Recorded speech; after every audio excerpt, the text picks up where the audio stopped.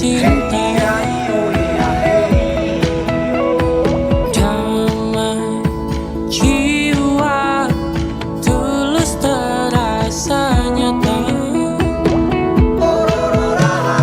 Kita kabarkan berita, membuka cakrawala. Semua bertaut udara di gelombang semesta. Kita Indonesia, sesungguhnya langit aspirasi bangsa. Kita Indonesia, sesungguhnya kita hadir bagi dunia. Kita Indonesia.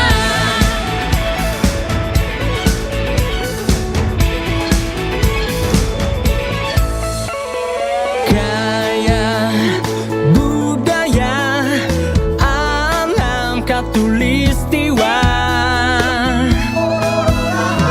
Kita kabarkan berita, membuka cakrawala.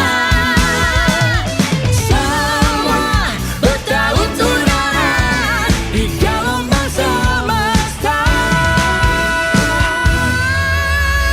Kita Indonesia, sesungguhnya langit aspirasi bangsa. Kita Indonesia, sesungguhnya kita hadir bagi dunia. Kita Indonesia, sesungguhnya langit aspirasi bangsa. Kita Indonesia, sesungguhnya kita hadir bagi dunia. Kita Indonesia, sesungguhnya langit aspirasi bangsa. Kita Indonesia, sesungguhnya kita hadir bagi dunia. Kita Indonesia, sesungguhnya. Pro 1 RRI Singaraja mempersembahkan Mosaik Indonesia, siaran yang memberikan informasi di bidang pertanian, Kalau dibilang buah musiman sih enggak ya, karena di sini nggak ada sistem stroberi. perikanan, kesehatan, pariwisata, dan lain sebagainya. Jadi kalau kita bicara meningitis adalah suatu keadaan radang selaput otak.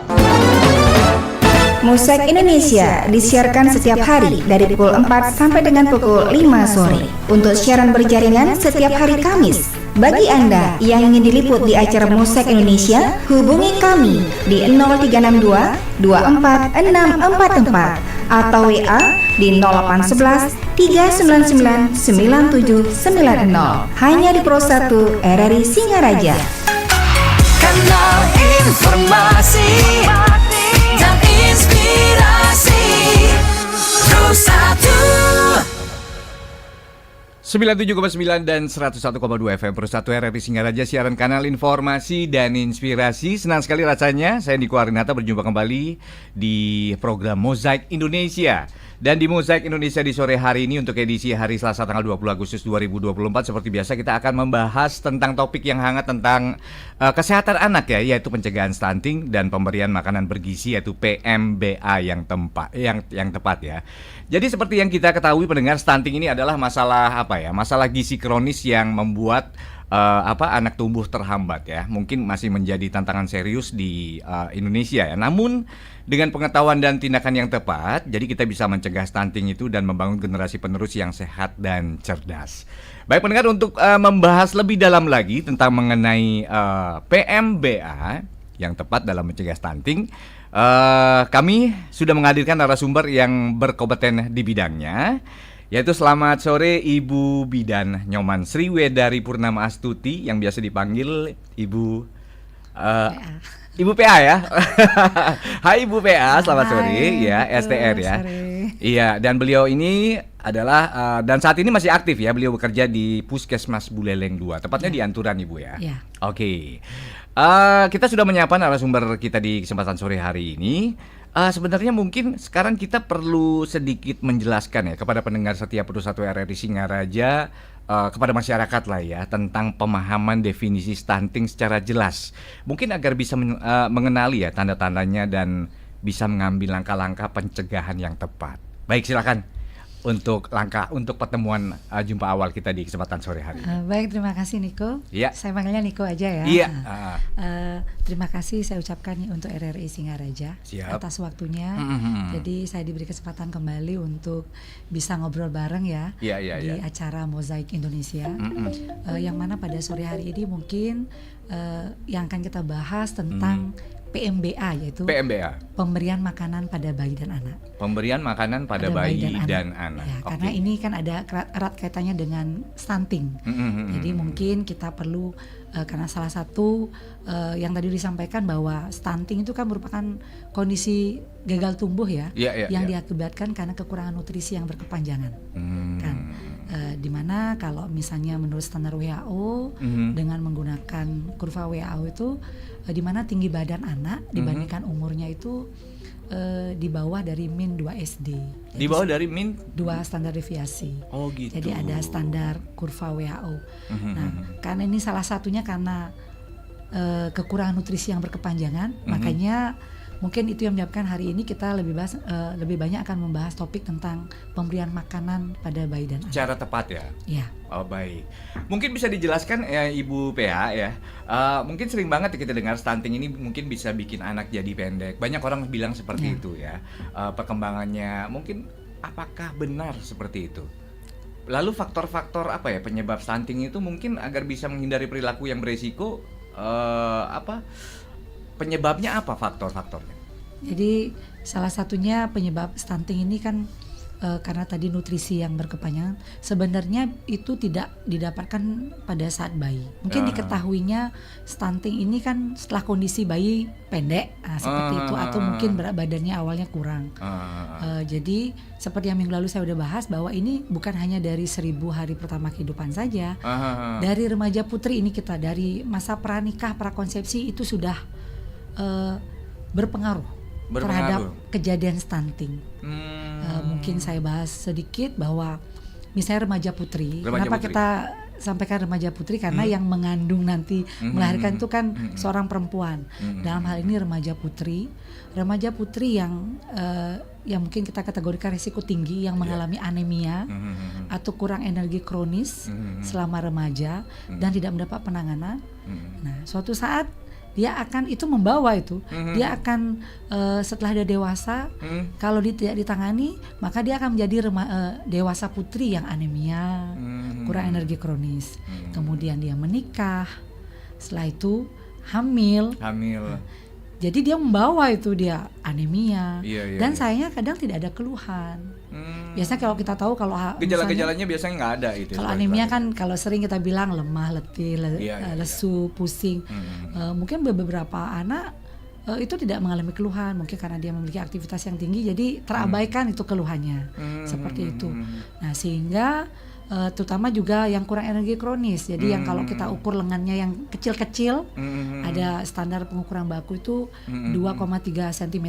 Jadi kalau kurang dari itu kategori kurang energi kronis. Jadi seorang perempuan dewasa yang sudah anemia, kurang energi kronis untuk dirinya sendiri saja dia sudah sebenarnya kekurangan nutrisi.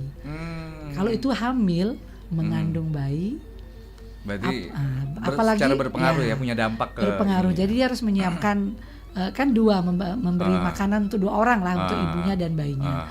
Apalagi kalau dalam kehamilan itu juga mengalami misalnya fase ngidam yang keras, gangguan nutrisi atau mengalami infeksi dan lain sebagainya, sehingga asupan nutrisi ke janin tidak tidak maksimal.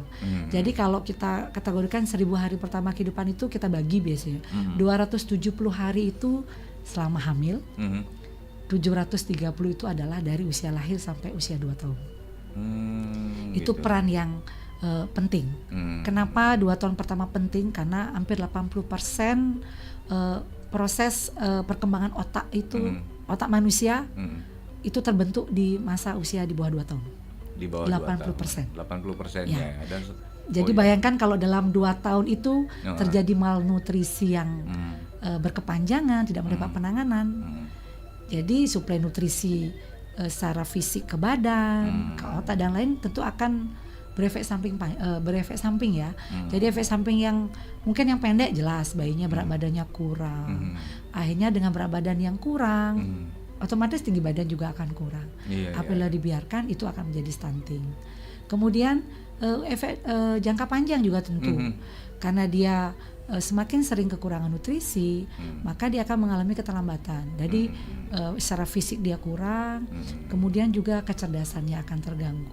Ada penurunan selain fisik yang mungkin pendek dibanding teman, kemudian fokus belajar. Dan kalau itu terbawa terus tidak mendapat penanganan, sampai ke depan nanti dia akan menjadi remaja yang mungkin tidak fokus belajar, atau kalau sudah kerjanya tidak seperti bagus. Yang Ibu tadi sampaikan ya, berpengaruh ke otak jadinya. Gitu. Sehingga produktivitasnya akan menurun. Produktivitasnya pasti menurun. Bayangkan kalau di suatu negara banyak ada kasus stunting, semakin banyak orang-orang produktif yang hanya produktivitasnya tidak maksimal, sehingga itu kan berpengaruh juga kepada secara ekonomi, finansial. Tentu juga akan mempengaruhi daerah tempatnya kerja di negara itu tersendiri. Nah, karena salah satunya adalah karena nutrisi, makanya pemberian makanan pada bayi dan anak itu mungkin perlu saya bahas pada kesempatan hari ini. Iya, baik Kakak, tapi sebelumnya terlebih dahulu sebelum kita membahas lebih jauh lagi ya tentang PMBA ya. Baik, tadi seperti apa yang Ibu sampaikan tadi tentang remaja putri. Untuk mencegahnya itu ataupun tanda-tanda apabila mungkin kita punya anak nih ya, punya anak remaja putri. Untuk mengetahui tanda-tanda bahwa putri kita itu terkena gejala-gejala stunting atau itu tuh gimana cara mendeteksinya? Jadi kalau untuk remaja putri, kalau kita di program di Puskesmas ada program penjaringan anak sekolah kan. Penjaringan anak sekolah. Jadi salah satunya untuk remaja putri itu dilakukan pemeriksaan hemoglobin. Jadi kadar darahnya dicek. Oh, kadar darahnya dicek ya. Oh, berarti melalui cek darah. Scan darah itu ya. Oke. Ya, berarti cek darah. Kalau misalnya kalau dia di bawah normal, jadi di bawah normal kita akan mendapatkan penanganan. Jadi untuk program di Puskesmas, jadi ada namanya Rematri Remaja Putri, ada pemberian TTD namanya tablet tambah darah. Oh, tablet untuk tambah darah seperti itu, multivitamin penambah darah itu ya. Jadi karena kebanyakan anemia itu karena defisiensi zat besi kan seperti itu salah satunya. Darah rendah itu termasuk ya? Ya, kalau di masyarakat identik dengan darah rendah. Darah rendah ya. Tapi dengan gejala itu mungkin pusing, agak pucat. Tapi harus dilakukan pemeriksaan klinis. Jadi dibuktikan kalau memang HB-nya kurang di bawah normal, jadi di bawah 12. Jadi seorang anak dikatakan anemia. Jadi kalau untuk pencegahan anemia sendiri ada program, jadi setiap remaja putri itu minum tablet tambah darah 1 minggu 1 kali. 1 minggu 1 jadi kali? Jadi 1 tahun 52 tablet. Wow, luar biasa, cukup ya, ini karena juga ya. 52 minggu kan, 1 tahun. Iya. Jadi diharapkan, itu biasanya tiap sekolah ada inovasi masing-masing. Ada yang mengatakan Jumat minum tablet tambah darah bersama, atau ada yang memberi kepercayaan pada anak membawa tablet tambah darahnya sehingga diminum di rumah. Seperti itu diharapkan itu bisa mencegah anemia.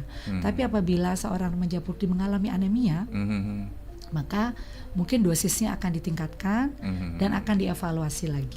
Tentu perlu, biasanya dari Puskesmas akan menyarankan konsul ke gizi, selain hanya pemberian tablet tambah darah yang mungkin dosisnya lebih, juga akan ada edukasi untuk nutrisi.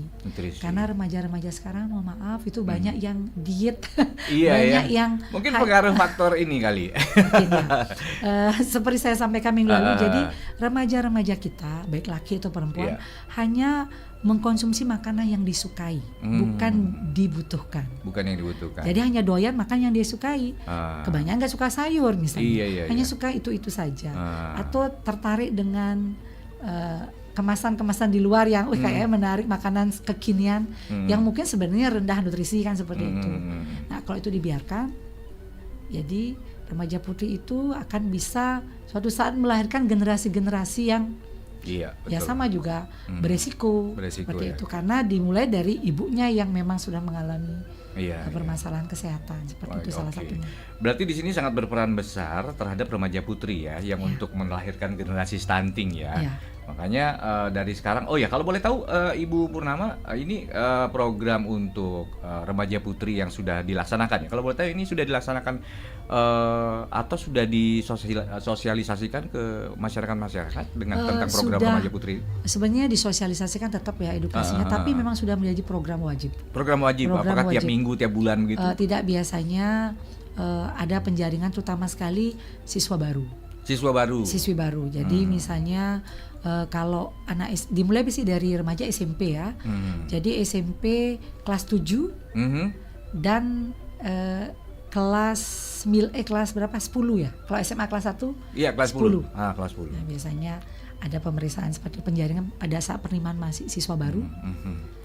Berarti memang sangat diperlukan ya edukasi kepada orang tua ya, agar anak-anaknya tuh aman dari stunting dan bisa mencegah di usia dini ya. Ya, itu salah Berarti satunya. mulainya dari usia kelas kalau SMP kelas 7 ya. Ya. Oh, jadi mulai sekarang bisa memeriksakan tuh ininya, Ya. bisa ya. Biasanya kita petugas kesehatan yang datang ke sekolah. Ke sekolah-sekolah. Jadi sekolah-sekolah yang berada di wilayah kerja puskesmas masing-masing, tentu di awal tahun ajaran itu sudah mengirimkan data siswa. Jadi kalau kami di puskesmas ada memang pemegang program remaja berkolaborasi dengan pemegang UKS dengan tim yang lain. Berarti memang sudah ada kan, karena 1 tahun itu kan ada penjaringan sekali dan ada juga pemeriksaan berkala namanya. Setahun 2 kali dilakukan di sekolah. Setahun 2 kali. Ya, Berarti jadi- saat ini sudah terlaksana di sekolah-sekolah ya. Ya, dan Oke. melibatkan kader kesehatan remaja juga. Oh itu. Jadi, iya. jadi remaja-remaja yang sudah dijadikan kader kesehatan yang ada pelatihannya. Ada pelatihannya. Kalaupun bukan tidak pelatihan formal, ada sosialisasi. Jadi mereka yang sudah nanti akan membantu, karena ada tiap siswa itu memiliki buku raport ya, raport kesehatan namanya. Jadi di sana dia dicatat. Jadi Berarti bisa reportnya dipantau. semua di sana sudah jelas ya. Sudah. Oke. Sehingga seperti itu programnya. dari remaja. Baik, luar biasa. Oke, sekarang kita langsung masuk ke tema kita di sore hari ini ya, Ibu Purnami ya. Ibu Purnami atau Purnama ya? Ibu Purnama. PA aja Oh, boleh. Ibu PA aja. Apa-apa. Oke, Ibu PA. Sekarang saatnya kita akan membahas tentang PMBA. Memang penting ya Ibu PA ya untuk masyarakat untuk memahami definisi PMBA ini dan juga jenis makanan yang dianjurkan agar kita itu bisa menerapkan ya dalam kehidupan kita sehari-hari ya.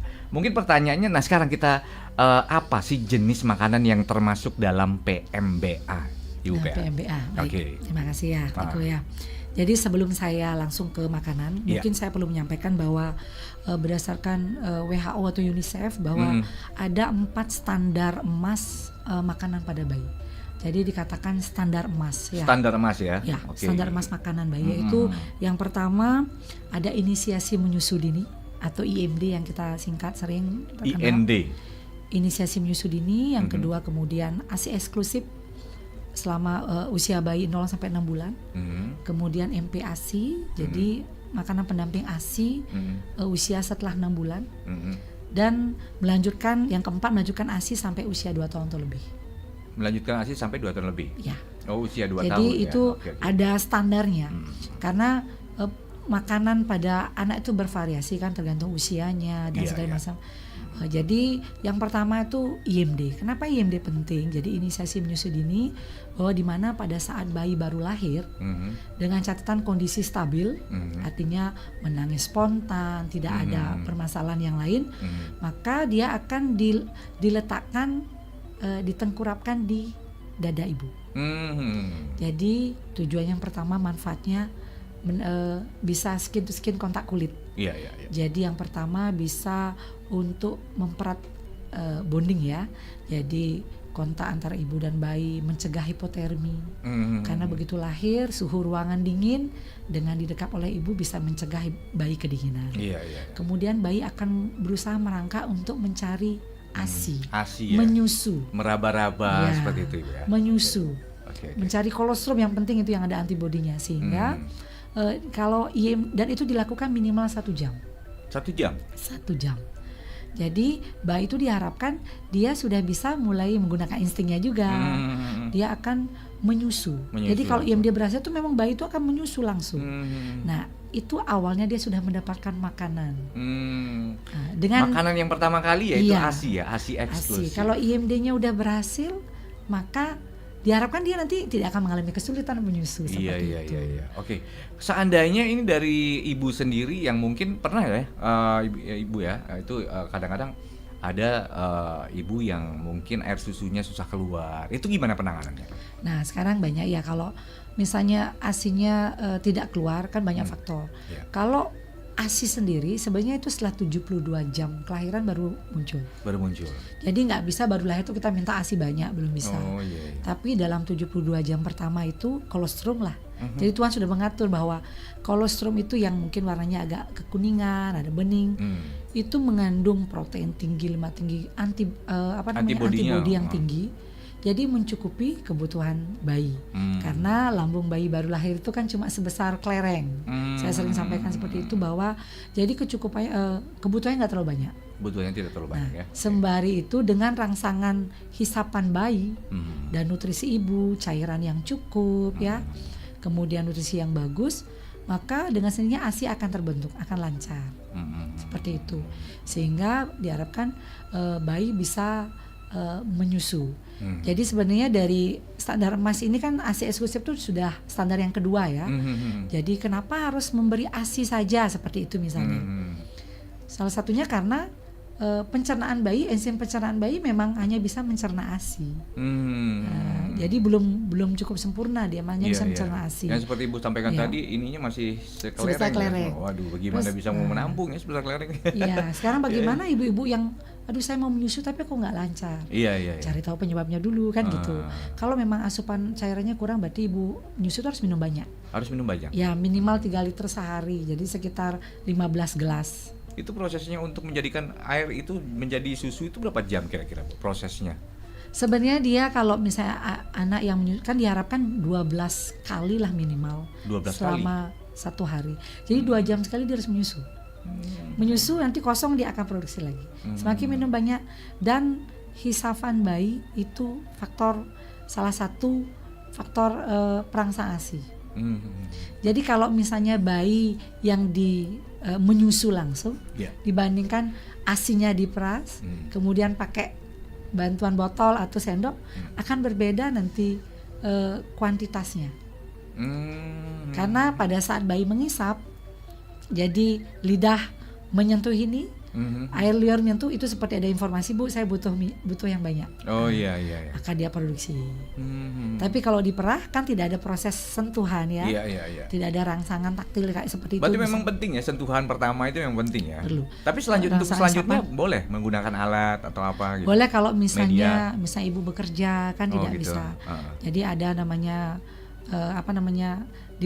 dipumping kan seperti itu istilahnya, bisa. Sama tidak mempengaruhi kualitas ASI, cuma mungkin lebih ribetnya di penyajiannya. Ya karena dia harus disimpan pada saat memberi. Misalnya kalau ibu-ibu yang tidak bisa menyusu langsung atau ASINya cukup banyak, jadi bisa disimpan di kulkas seperti itu. Nah nanti sebelum memberikan ke bayi, jangan langsung dikasih karena dingin kan, dan jangan dipanaskan seperti menghangatkan sayur. Iya, kadang-kadang kebanyakan ya ibu-ibu seperti itu langsung. Nanti antibodi itu proteinnya ya bagus, jadi cukup direndam di air hangat. Jadi botolnya direndam air hangat sehingga mendekati suhu tubuh bisa diberikan. Baik. Sama juga yang kandungannya cukup. Jadi mungkin saran saya kalau ibu-ibu jangan panik aja gitu kalau misal merasa ASI, bahwa yang penting, yang paling gampang sekali untuk dicek itu adalah yang penting bayinya itu tidak rewel dan mau kencing, mau buang air kencing itu. Nah, saya sering kadang beberapa mungkin klien di puskesmas sering gini, Bu, anak saya ASI saya kok nggak banyak, anak saya nggak mau nyusu gitu ya, Miko ya.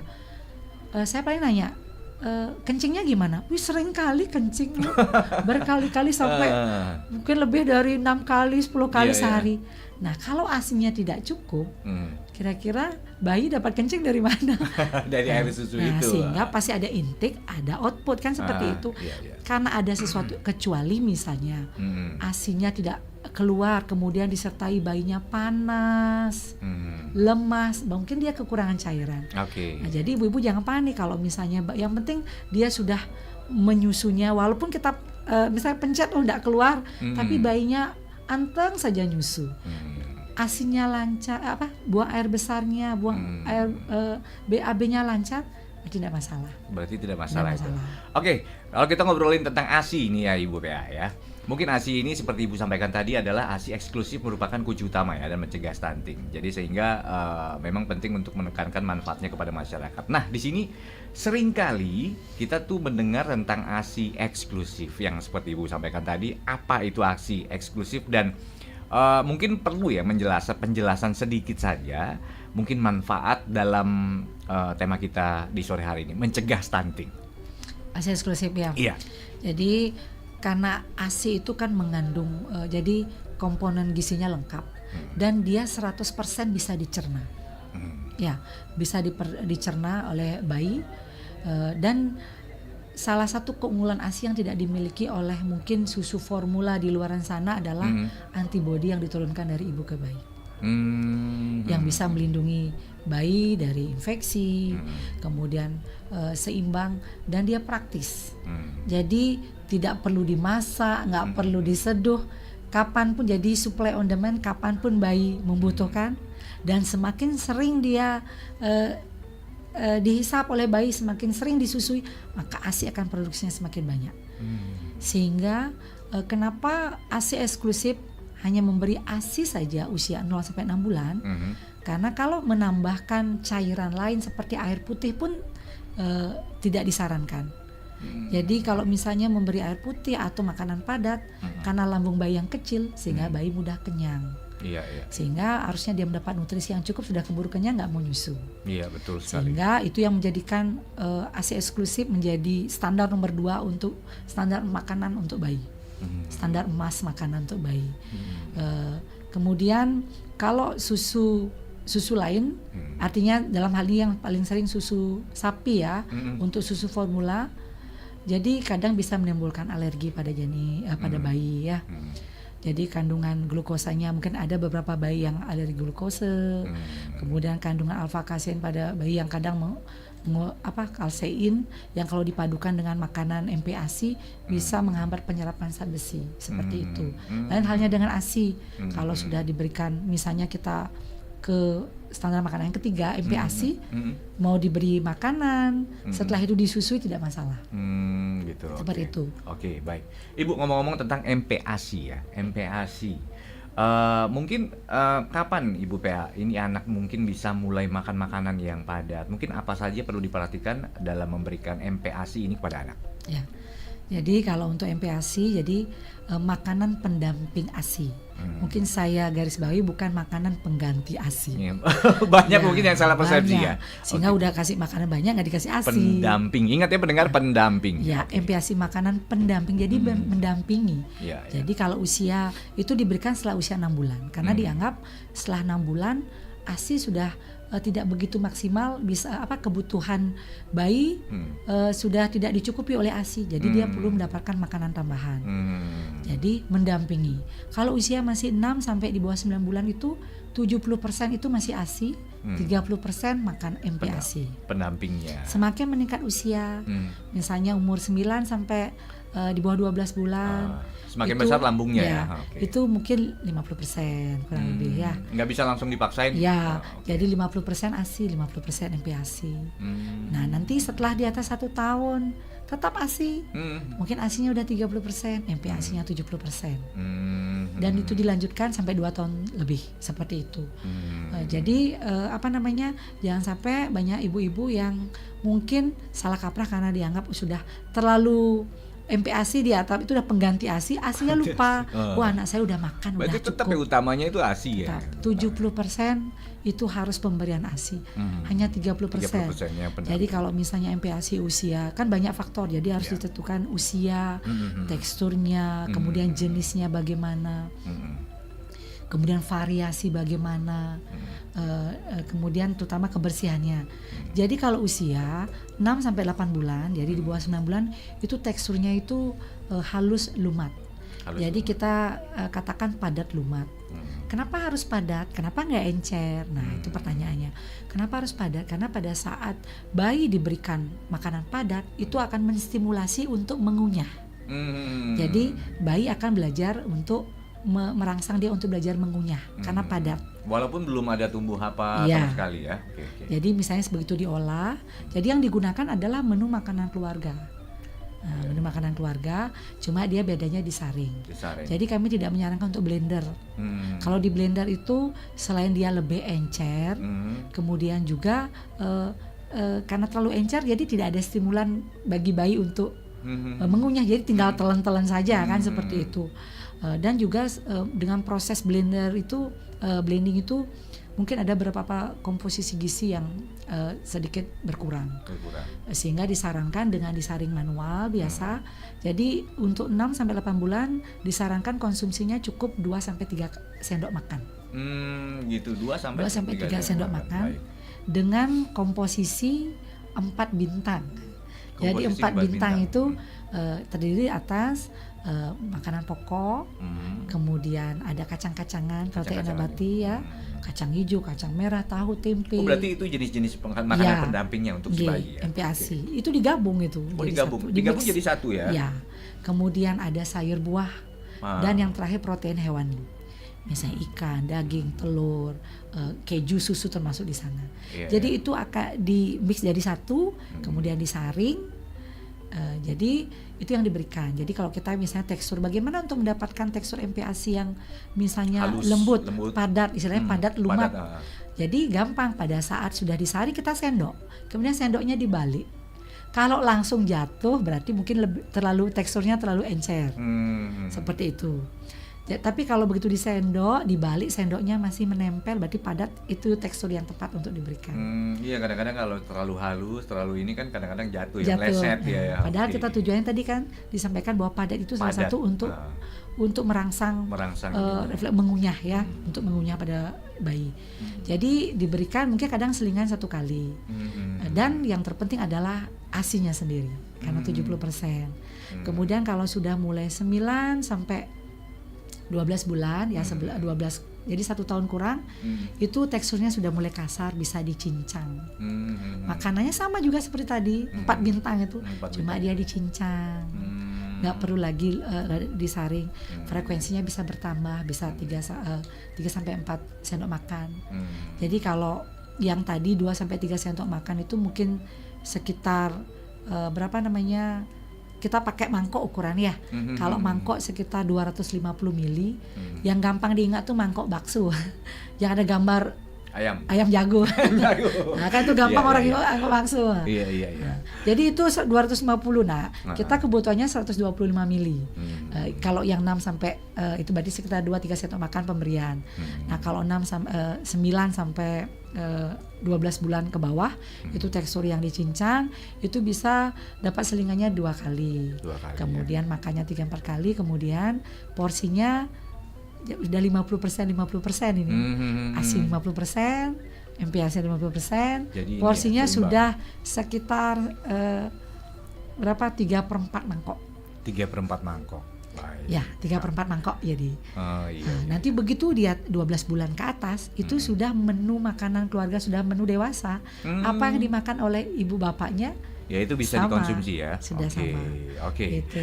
Baik pendengar, sangat menarik sekali pendengar. Untuk Anda yang ingin bergabung di via telepon atau bertanya-tanya kepada narasumber kita di kesempatan sore hari ini di program Mozaik Indonesia, kami persilakan Anda bisa bergabung melalui line telepon di 0362246644 dan juga di line WhatsApp ya. Dan bisa juga mengetikkan sebuah pesan di WhatsApp atau bisa bergabung di line telepon WhatsApp di 081139999790.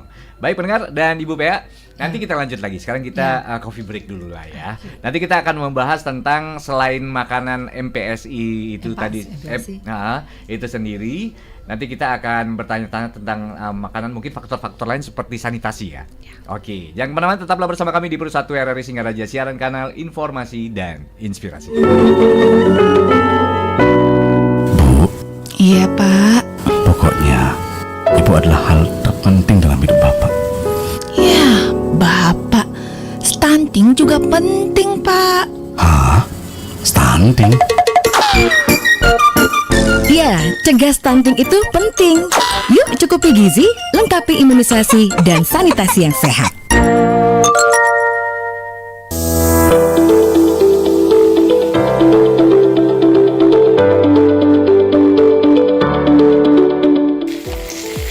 Putri, Ya, Bu. bagaimana persiapan pernikahan kamu? Sudah beres semua? Sudah dong, Bu. Putri bersama Beli Putu sudah mempersiapkan semuanya. Mulai dari undangan, pakaian, catering, dan gedungnya, Bu. Semua sudah siap. Yakin?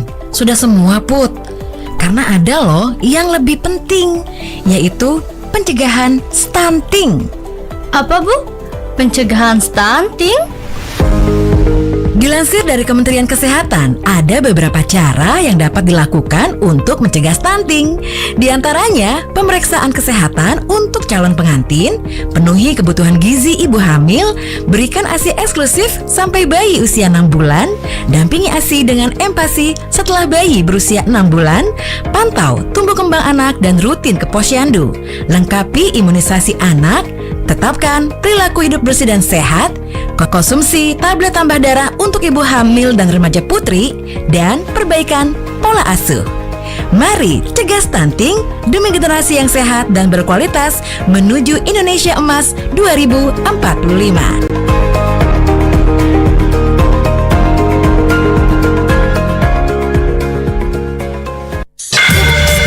Apa yang kau lakukan?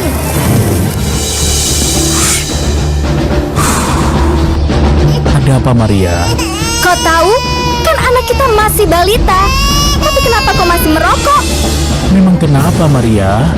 Memang kenapa kau bilang? Kau tahu asap rokok ini membahayakan anak kita.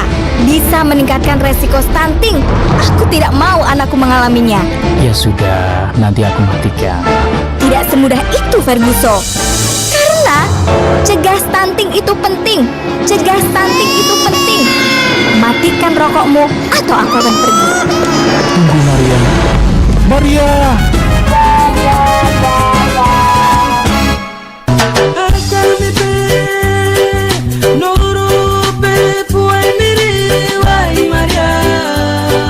Aduh, puji Tuhan, saya ini ada hamil. Aduh, saya sayang anak ini sekali, oh. Saya ingin anak ini ditumbuh sehat-sehat terus. Iyo kan Mace, berarti itu sama nih, saya juga hamil Mace. Yo memang kita harus jaga kita untuk anak ini supaya nanti dia tumbuh sehat dan bisa jadi orang yang hebat. Baik-baik. Iyo. Kalau begitu gimana Mace? Yo sudah Mace, jangan dari tempat sudah langsung ke posyandu sudah. Perasa kehamilan kayak gitu. Itu lagi. Ayo ke posyandu. Pencegahan stunting dimulai dari 1000 hari pertama tumbuh kembang bayi. Dimulai dari dalam kandungan, dilanjutkan dengan 2 tahun di masa emas pertumbuhannya. Anak-anak adalah masa depan bangsa. Ayo ke posyandu untuk pemeriksaan kehamilan dan tumbuh kembangnya di 1000 hari pertama.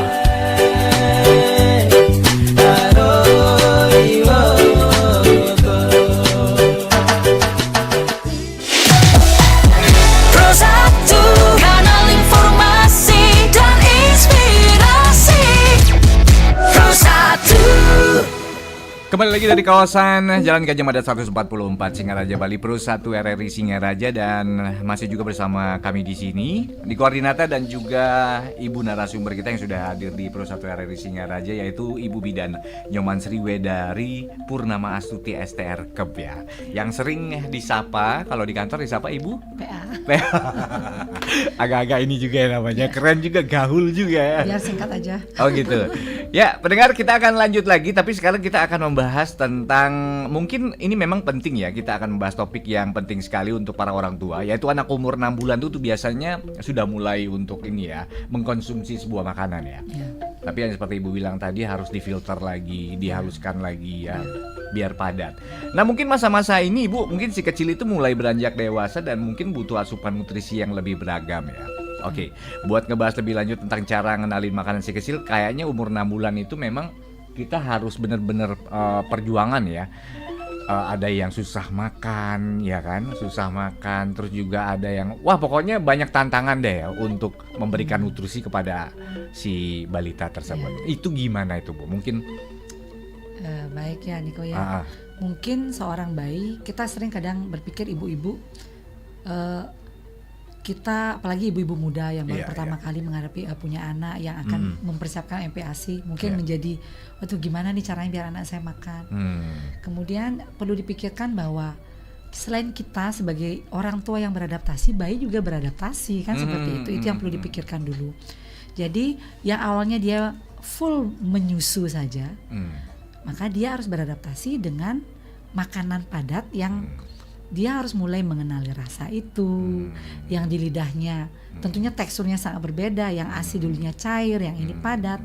Tentunya kita harus memang sabar dan jangan panik atau jangan merasa putus asa bahwa apabila hari pertama saya sering lihat ibu-ibu saya hari pertama mau memberi MPASI pada anak saya tiba-tiba di luar ekspektasi. Nah, tentunya yang tadi Mas Niko tanyakan bahwa mungkin akan ada kendala ke depan.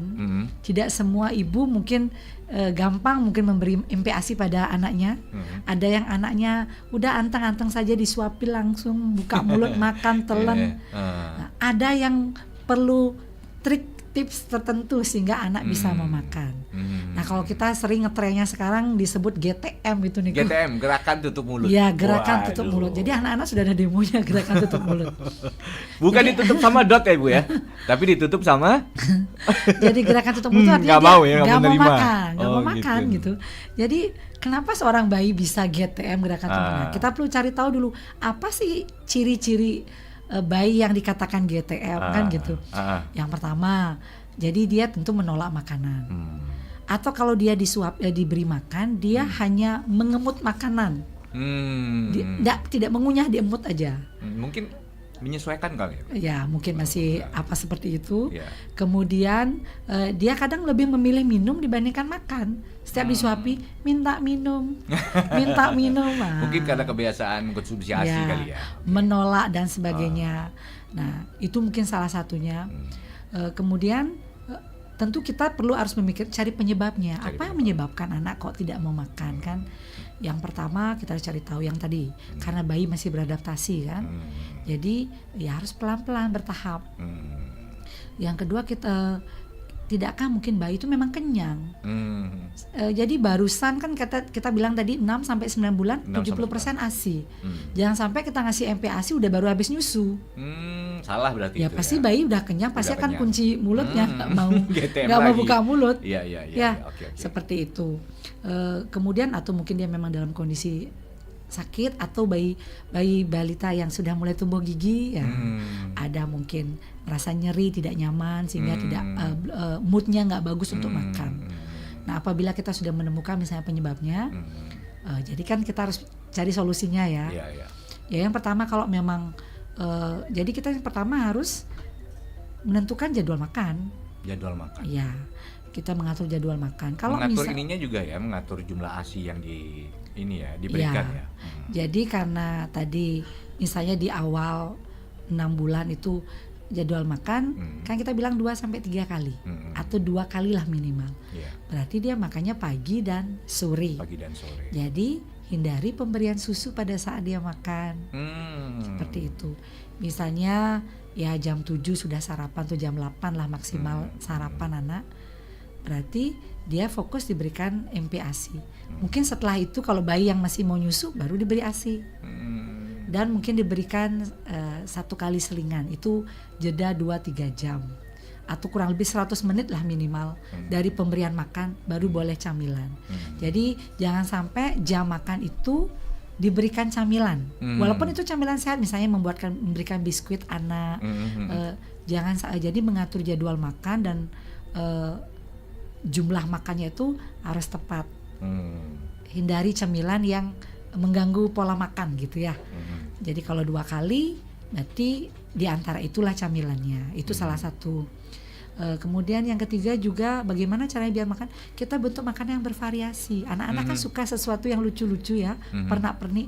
Jadi contoh kalau dia udah gede, ayo pilihkan piringnya yang lucu-lucu, yang warna-warninya menarik. Bahkan kalau dia anak yang sudah lebih besar bisa diikutkan dalam menyiapkan makanan. Ibunya masak dia diajak atau dia menata makanannya. Itu salah satu memberikan suasana yang menyenangkan. Mungkin melatih kepekaannya dia. Kepekaan juga, sensitivitas. Dan dia juga biarkan misalnya kalau mau makan sendiri anak berikan saja. Walaupun kadang orang tua takut kan berantakan, berantakan banget. Padahal kalau dia misalnya diberi kesempatan untuk belajar makan, walaupun kita suapi ya, karena kalau 6 bulan kan cuma 2-3 sendok, belajar dia makan sendiri, itu akan menjadi sesuatu yang menyenangkan bagi dia. Kok asik makan, mungkin aduk-aduk makanan. Diharapkan dengan moodnya bagus, otomatis dia mau makan. Salah satunya seperti itu. Kemudian juga tentu menjauhkan dari hal-hal yang bisa mengganggu konsentrasi makan. Contohnya, jangan ngasih makan pada saat nonton TV, mendekat TV atau pegang gadget seperti itu. Nanti fokusnya dia akan ke objek itu. Jadi makan juga nggak mau. Iya. Ataupun sedikit dipaksa, artinya kalau kita prinsip beri makanan MPASI itu adalah responsive feeding. Jadi jangan memaksakan makan anak. Sebenarnya kalau dia udah lapar, kenali tanda anak sudah lapar, baru kita beri makanan seperti itu. Itu salah satunya. Jadi variasinya perlu. Jadi ibu-ibu harus lebih kreatif lagi, menyajikan makanan, bentuknya, olahannya, sehingga bisa membantu anak untuk mungkin mau makan. Itu salah satunya ya. Kemudian yang terakhir juga bisa melibatkan anggota keluarga yang lain. Jadi makan sama-sama, misalnya bareng sama ayahnya, sama ibunya, kakaknya. Dengan dia melihat orang tua atau anggota keluarga lain makan, dia juga tentu lahap. Dan diharapkan posisi makannya duduk, berhadapan dengan yang memberi makan. Jangan dibawa kemana-mana, digendong aja jalan-jalan. Dan kalau bisa maksimal 30 menit. 30 menit maksimal ya? 30 menit. Baik. Gitu. Baik, kalau tadi kita kan menyampaikan ini ya, tentang bayi 6 bulan yang susah makan ya Bu ya. Oke, sekarang mungkin ada Bu jenis-jenis makanan yang mungkin sebaiknya dihindari untuk bayi yang berumur 6 bulan itu, agar mereka itu nggak susah makan. Mungkin dari para orang tua mungkin belum menyadari ya, belum memahami. Tapi yang namanya juga orang tua, kalau misalkan anak kita lagi pengen megang sesuatu, apa yang kita pegang pasti dia ingin memegang ya gitu kan. Misalkan makanan gitu. Makanan ya udah kita kasih sedikit. Nah, mungkin ada makanan-makanan yang harus dihindari untuk mengantisipasi agar anak susah sebenarnya makan. Kalau prinsip MPASI kan seperti tadi, menu makanan keluarga. Jadi 4 bintang, mengandung 4 bintang itu. Jadi makanan pokok, sayuran, protein hewani, protein nabati, itu kacang-kacangan. Mungkin kalau di bawah 1 tahun kita sarankan tidak memberi garam atau gula. Garam atau gula? Ya, tidak menambahkan. Jadi kita akan mengajarkan bayi untuk mengenali rasa asli masakan. Oh begitu. Ya. Jadi Mas Iko mungkin waktu bayi masih ingat? Kalau kita makan, kalau saya udah lupa tuh waktu bayi bagaimana rasanya. Makanan bayi enak. Enak ya. Kita masak sendiri itu enak. Karena dicampur itu enak. Jadi abaikan yang sekarang sudah ada penyedap-penyedap ya.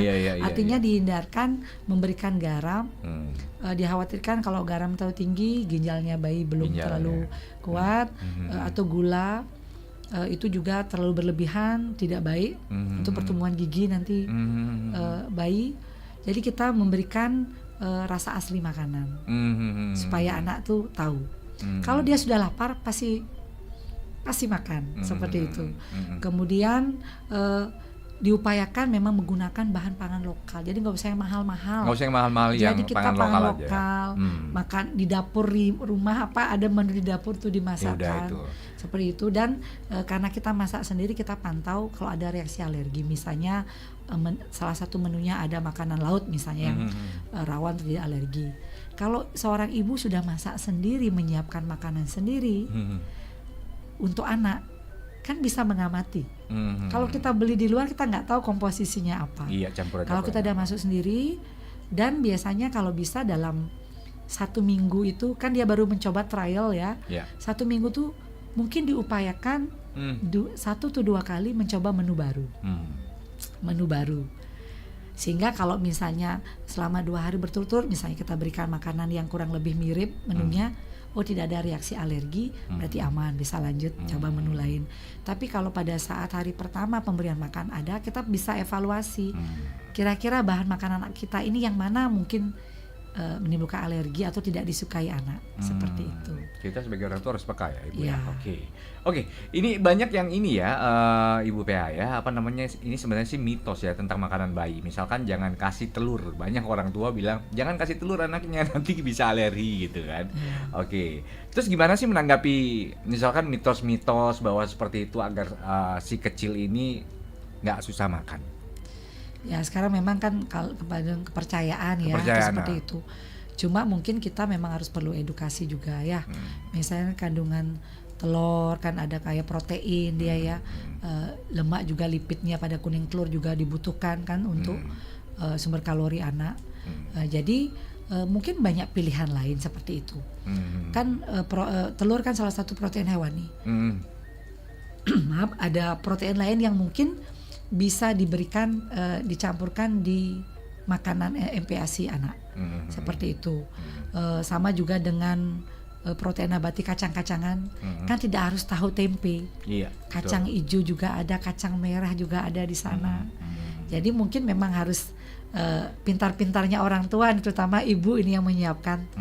Jadi bagaimana triknya untuk mengolah makanan supaya menarik, disukai dan tentu mengandung nilai gizi yang beragam dan berimbang seperti itu. Iya. Oke, mungkin kita sekarang ini ya kembali kepada ke makanan ya, ke makanan. Mungkin ada makanan yang bisa dibilang seperti Ibu sampaikan tadi, seperti ikan laut seperti itu. Mungkin kalau misalkan anak-anak sudah merasa nyaman dengan makanannya, mungkin telur gitu kan misalkan. Apakah kita akan terus mensupport telur, memberikan dia ini asupan telur? Ya sebenarnya kalau putih telur itu kan di sana yang proteinnya tinggi ya. Yang sering kadang menimbulkan alergi kadang di kuningnya ya, di kuningnya. Sebenarnya kalau setiap hari sekali mungkin tidak disarankan. Karena satu makanan apapun itu kalau itu saja, karena tidak ada satu makanan yang mengandung nilai gizi yang sempurna. Jadi makanya dia harus dikombinasikan. Karena satu gizi lain akan melengkapi nilai nutrisi yang lain. Nah mungkin olahannya yang perlu dipikirkan oleh ibu-ibu. Olahannya? Ya, kan sekarang banyak itu makanan olah-olahan frozen food yang bisa dibuat sendiri, misalnya yang sederhana nugget kayak gitu ya. Jadi mungkin yang nggak suka makan kacang-kacangan atau apa ikan tadi yang seperti Niko nggak suka, nah, bisa dibuatkan dalam bentuk nugget yang bentuk unik. Yang suka makan telur saja, mungkin dibuat kreasi baru. Sekarang kan banyak makanan-makanan yang diolah dibentuk seperti telur yang lucu-lucu, walaupun tidak murni kandungannya. Yang buat anak itu penasaran, ya, apa sih ini? Bentuknya menarik, ditambahkan pernak-pernik yang menarik, seperti itu. Biasa ibu-ibu tuh pasti jago-jago. Jago-jago ya. Apalagi dengan medsos sekarang kan banyak ada contoh-contoh jenis MPASI yang bisa mungkin ditiru kreativitas ibu-ibu. Iya. Seperti itu. Atau mungkin anak yang nggak suka makan nasi kan tidak harus makan nasi. Kan boleh mie kalau misalnya buat sendiri. Bisa diganti ya. Iya, ubi-ubian, kentang, jagung bisa diolah. Atau finger food yang paling sering sekarang. Finger food semua makanan digabung, padahal di dalamnya mungkin ada nasi, ada protein. Jadi dia dengan sekali pegang dia sudah makan. Secara tidak langsung mengkonsumsi itu ya? Lengkap yang 4 bintang itu. Jadi tidak harus dia makan dalam satu mangkok ada nasinya, ada sayurnya. Mungkin melihat bentuknya anak-anak sudah nggak mau, tapi dengan bentuk yang unik-unik, ya itu yang jadinya bisa membantu untuk melengkapi nutrisi mungkin. Baik, luar biasa sekali. Mungkin kita kayaknya ini butuh waktu 2 jam nih untuk ngobrol tentang makanan-makanan sehat. Habis untuk sudah dibahas 1 jam. Karena waktu kita sudah menunjukkan pukul 16:53 ya, Ibu PA ya, Ibu Purnami Astuti. Waduh, kalau Ibu PA sih belum terbiasa kali ya untuk mewakili. Mungkin sekarang di segmennya, di sesi terakhir mungkin Ibu PA mungkin punya harapan ya untuk masa depan anak-anak Indonesia terkait pencegahan stunting saat ini ya. Apa Bu harapan Ibu untuk kedepannya? Harapan ya, jadi mungkin ibu-ibu ya, pemirsa yang resiko juga. Jadi kalau mungkin kita lihat di Indonesia ini ya, jadi stunting ini memang masih isu yang hangat ya. Jadi salah satunya itu kan karena penyebabnya adalah malnutrisi. Jadi mungkin pemerintah sudah bekerja keras menyiapkan program-program untuk percepatan penurunan stunting. Jadi mungkin dibutuhkan juga dukungan kita sebagai masyarakat. Bagaimana yuk kita sama-sama berupaya untuk menurunkan stunting. Salah satunya dengan pemberian makanan yang sehat.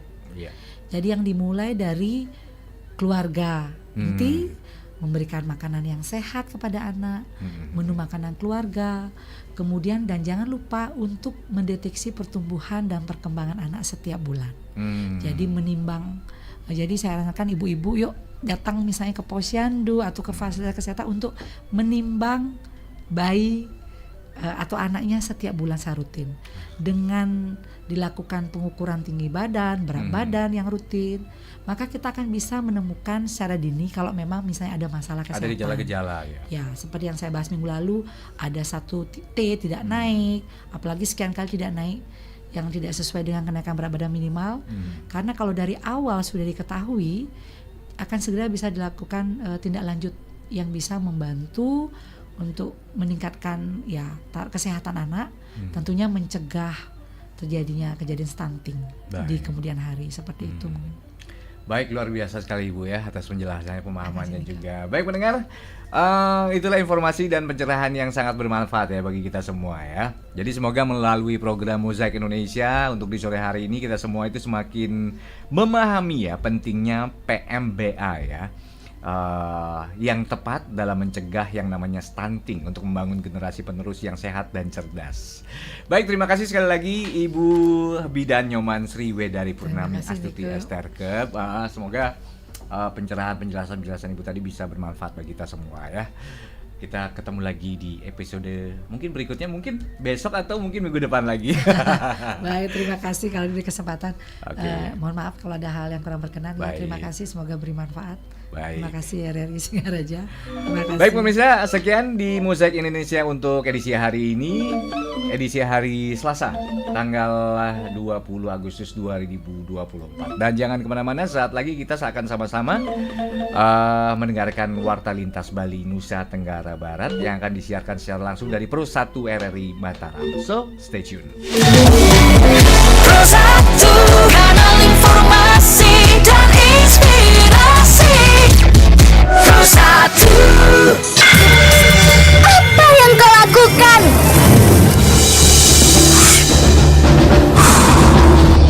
Ada apa Maria? Kau tahu? Kan anak kita masih balita. Tapi kenapa kau masih merokok? Memang kenapa Maria? Memang kenapa kau bilang